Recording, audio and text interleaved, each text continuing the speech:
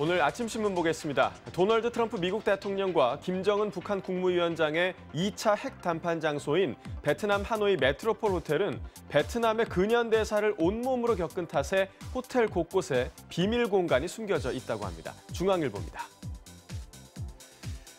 지난 1901년 지어진 호텔 정원 한쪽엔 화단 등에 가려져 잘 보이진 않지만 베트남 전쟁 때 방공호로 쓰인 지하 공간으로 향하는 계단이 있고 계단을 내려가면 5평 남짓한 천장이 낮고 어두운 공간이 나온다고 합니다.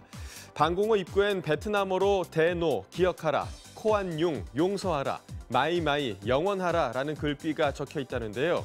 또 레스토랑에도 얼핏 벽처럼 보이는 사적 공간으로 연결된 문이 있다고 합니다.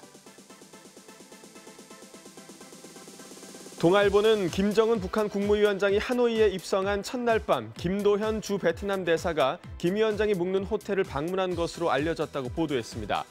김 대사가 북한 대표단을 직접 만났는지는 확인되지 않았지만 정부 관계자가 북측 숙소를 찾은 게 포착된 것이 이례적이라 그 배경에 관심이 쏠린다는데요. 일각에선 삼성전자 출신인 김 대사가 삼성전자 등 한국 기업의 현지 시차를 북측과 조율한 것이 아니냐는 관측이 나온다고 합니다. 김정은 북한 국무위원장이 담배를 피우자 오빠의 담뱃재를 공손히 받아낸 김여정 노동당 제1부부장. 이 재떨이 의전에 대해 전문가들은 최고 지도자에 대한 의전일 수 있지만 생체 정보 유출을 우려했기 때문으로 보고 있다고 합니다. 김 위원장이 묻었던 담배엔 그의 타액이 묻어 있고 이 타액으로 DNA 등 생체 정보를 얻어낼 수 있어 노출 방지에 신중을 기했을 거란 분석인데요.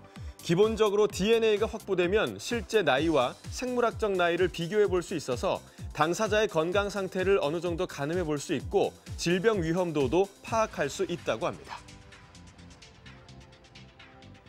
한편 김여정 노동당 제1부부장은 하노이에서도 여전한 실세 면모를 보였다고 합니다.